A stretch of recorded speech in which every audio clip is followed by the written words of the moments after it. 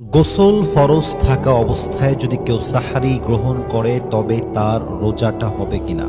That's a very important question. A lot of people they have asked this question to me, যে আসলেই যদি আমার উপরে ফরজ গোসল থাকে এবং আমি সাহারিটা গ্রহণ করি অপবিত্র অবস্থায়, তবে কি আমার রোজাটা আদায় হবে কিনা? উত্তরটা হচ্ছে ইয়েস, আপনার রোজাটা আদায় হয়ে যাবে, কোনো সমস্যা নেই। কারণ কোরআনে আল্লাহ তাআলা যেটা বলেছেন, ওয়াকুলু ওয়াশরাবু হাত্তা ইয়াতাবায়্যানা লাকুমুল খাইতুল আবিয়াদু মিনাল খাইতিল আসওয়াদি মিনাল ফাজর।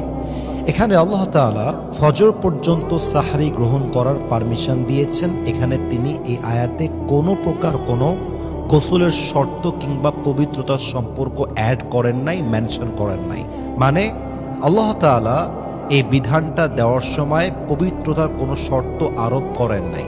হাদিসে আসছে আল্লাহ রসুল সাল্লাল্লাহু আলাইহি ওয়াসাল্লাম, কানা রাসূলুল্লাহি সাল্লাল্লাহু আলাইহি ওয়াসাল্লাম ইউদরিকুহুল ফাজরু ওয়া হুয়া জুনুবুম মিন আহলিহি সুম্মা ইয়াগতাসিলু ওয়া ইয়াসুমু।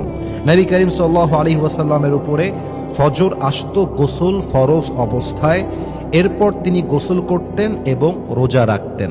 এর মানে কি বুঝলেন?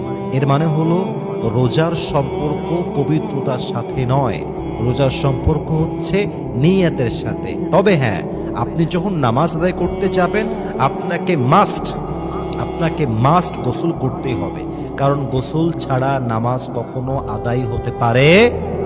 তাহলে ক্লারিফিকেশনটা আমরা কি পেলাম? গোসলের সম্পর্ক রোজার সঙ্গে নয়, কারণ রোজাটা পবিত্রতার উপরে ডিপেন্ডেবল নয়, কিন্তু নামাজের সঙ্গে গোসলটা সম্পৃক্ত, কারণ নামাজটা পরিপূর্ণরূপে পবিত্রতার শর্তের উপরে আরোপ করা হয়েছে। পবিত্রতা ছাড়া নামাজ আদায় হবে না। এখন দেখেন, আপনি ঘুম থেকে উঠেছেন, ঘুম থেকে উঠে দেখছেন যে সাহারের সময় খুবই কম বাকি আছে, মনে করেন 10 মিনিট বাকি আছে। যদি আপনি গোসল করতে যান, আপনি আর সাহারিটা গ্রহণ করতে পারবেন না, বড় একটা চ্যালেঞ্জ হয়ে যাবে।